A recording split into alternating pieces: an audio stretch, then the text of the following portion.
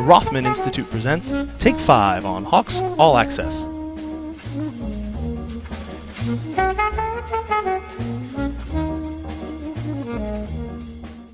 Hawk fans, thanks for joining us for this week's edition of Take 5.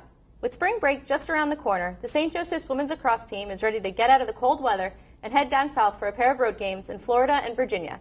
And joining us before hitting the road is sophomore attack Emily Bowers. Emily, thanks for being here today. No problem. Happy to be here. Awesome.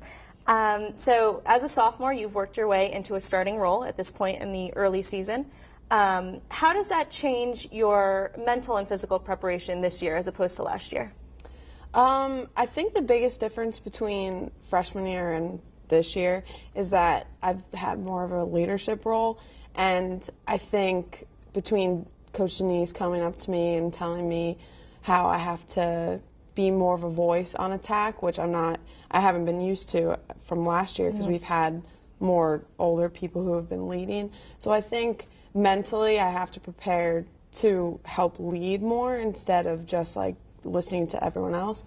And then physically, I mean, our whole team, every day we hear everyone needs to stay on like our top fitness level, and she says there's extra running with Ben that we can always go to. So I think as a whole, our whole team always has to stay on our top fitness. Awesome. With that starting role also comes an increase in playing time.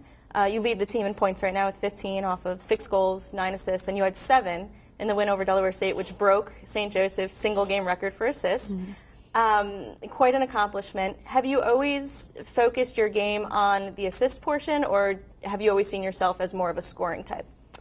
I mean, the transition from high school, where I would score more, and into college, where I became more of a feeder, is, I mean, the biggest difference in my game. It's not that, I mean, they would like me to shoot also, but I see myself as more of like the playmaker, and I'll be the one to call the plays, and then my job is to get the ball to my teammates. Which you clearly were very successful at, and 19-1 win over Delaware State.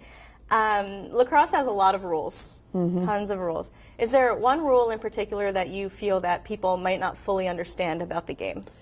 I think the biggest rule is that when they blow the whistle, we're not allowed to move, which I personally don't understand either, especially like from playing other sports in high school where I could move when the whistle was blown. It's just such a difference, and no one understands that. And like I said, I don't understand why either. Right. So I was going to ask, would you add a rule to the game or remove a rule from the game if you had a chance? Would that be a rule that you would kind of get rid of? That would be one, and I think the biggest one would be if if we take a shot and score, but the defense was in shooting space, the goal won't count, which I just don't understand why that matters. Because we get to take an 8 meter, but if we miss 8 meters, it's not like we score the goal then. So tons of rules in lacrosse. Dumb rules. Like we said, heading out on a road trip, lots of road trips during the season. Is there a certain, ritual or activity that you guys do as a team to help with team bonding? I mean, with our team, we're already like one very close-knit group of girls, but one ritual we always do, well, as last year, the freshmen will put a skit on, and they have to act out each member of our team. Okay. So it's always funny, and then by the end of it, everyone is going up, like anyone on the team going up and doing different skits from things that have happened this season, so it's always so funny. That sounds funny. Do you include the coaches in that as well? Oh, yeah, definitely. I got to play Denise last year, and she has her swishy pants. Sure. And I did that skit, and we still will joke around and go, shh, shh, shh. Nice. That was funny. Nice. Final question for you. Going on these road trips, there's, opportunities either on the bus or on downtime. You might think about playing a prank on a teammate.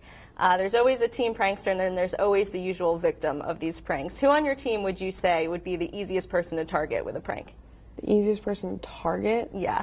I mean, the junior class in general, they're good at pranking people, but I feel like we actually last year, like we always joke around and we'll tell them lies. Like Nora, who interviewed, she in our Facebook group like put a prank that she was quitting, and we had the coaches in on it, and the whole junior class cried, and like everyone was into it. And she just said like it was like a good, not like course, tongue-tied.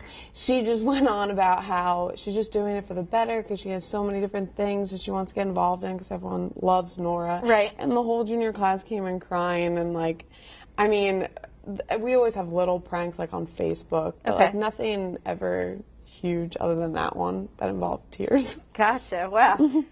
So Nora's the ultimate prankster then. You would never guess. You wouldn't guess. No, not at all. Well, Emily, thank you so much for being here. No problem. And good luck with your 3 games coming up on the road. Thank you. The St. Joseph's women's lacrosse team will play its next 3 games on the road, but will return home March 23rd to face Campbell at 1 o'clock p.m. right on Sweeney Field.